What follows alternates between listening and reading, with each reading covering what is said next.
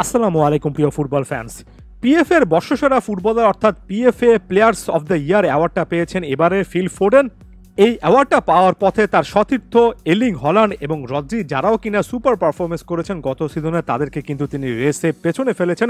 সব মিলিয়ে গত সিজনে নানা রকমের কম্পিটিশন মিলিয়ে ম্যানচেস্টার সিটির জার্সিতে 27টা গোল, 12টা অ্যাসিস্ট, 39 গোলে ডিরেক্ট কন্ট্রিবিউশন, গুরুত্বপূর্ণ মোমেন্টে একটার পর একটা টাইটেল ডিসাইডিং ম্যাচে পারফরমেন্স, সবকিছুই ফিল ফোডেনকে এই অ্যাওয়ার্ডের জন্য ফেভারিট রেখেছিল এবং ফিল ফোডেন সেটার একটা স্বীকৃতি পেলেন।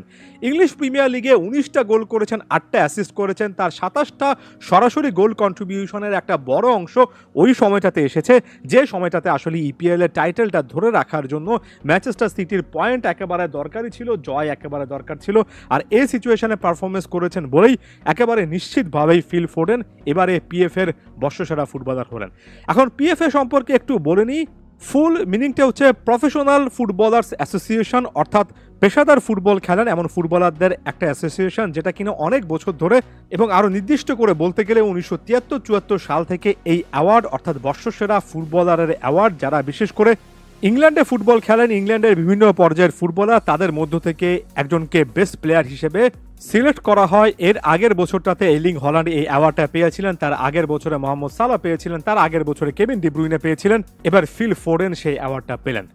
সব মিলিয়ে ম্যানচেস্টার সিটির জার্সিতে ফিল ফোডেন যে পারফরমেন্সটা দিয়েছেন, তারপরে একটা আশা ছিল যে ইউরোতে ফিল ফোডেন সত্যিকার অর্থে আরও বেটার একটা বা ওই লেভেলে একটা পারফরমেন্স দেবেন, যার মাধ্যমে ফোডেনকে কেন্দ্র করে আলোচনাটা অনেক বেড়ে যাবে। তবে এখানে এসে সত্যিকার অর্থে হতাশ হয়েছি। ফোডেনের ইউরোতে পারফরমেন্স, ইংল্যান্ড জাতীয় দলের পারফরমেন্সটা আপ টু দ্য মার্ক ছিল না। যদি মার্কে থাকতো তাহলে সত্যিকার অর্থে সামনে যে ব্যালন ডিওর কিংবা ফিফা বেস্ট এই টাইপের অ্যাওয়ার্ডগুলো আছে, সে অ্যাওয়ার্ডে আপনি ফিল ফোডেনকে দেখতে পারতেন। এবং এখন পর্যন্ত ফিল ফোডেনের ক্যারিয়ারের সামারি আমার কাছে এটাই মনে হয়।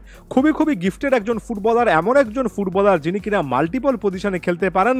মূলত রাইট উইঙ্গার হিসেবে অনেকে তাকে অ্যাকনলেজ করে থাকেন, তবে পুরোদস্তর একজন মিডফিল্ডার হিসেবেও খেলতে পারেন, আবার উইং সুইচ করে অন্য একটা অর্থাৎ লেফট উইংটাতে সরে গিয়েও খেলতে পারেন, সেন্ট্রাল পজিশনগুলোতেও তিনি কিন্তু খেলতে পারেন। সত্যিকার অর্থে ওই যে বললাম, ভার্সেটাইল একটা প্রোফাইল। ম্যান সিটির জার্সি তো বেশ ভালো একটা ক্যারিয়ার তিনি এখন পর্যন্ত সাজাতে পেরেছেন। 271টা ম্যাচ খেলে 87টা গোল, 53টা অ্যাসিস্ট, অর্থাৎ 271 ম্যাচে 140 গোল প্লাস অ্যাসিস্ট করে ফেলেছেন। ফিল ফোডেনের এই পারফরমেন্সটা, এই স্ট্যাটসটা প্রমাণ করে সত্যিকার অর্থে ট্যালেন্টের বিন্দুমাত্র ঘাটতি নেই, বয়সটাও মাত্র 24, সামনে কিন্তু একটা উজ্জ্বল ভবিষ্যৎ অপেক্ষা করছে।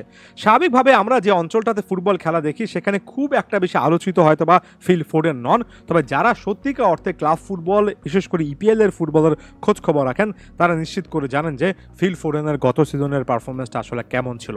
আরও একটা দুটো সিজনে এমন টাইপের পারফরমেন্স, তার সঙ্গে জাতীয় দলে তার এমন একটা পারফরমেন্স, একটা ফেজ তাকে কিন্তু আরও বেশি করে লাইমলাইটে নিয়ে আসতে পারে। তবে আপাতত গত সিজনে দুর্দান্ত খেলার যে একটা স্বীকৃতি পেয়েছেন, এটাকে অ্যাকনলেজ করলাম একজন ফুটবল ভক্ত হিসেবে। ধন্যবাদ সবাইকে।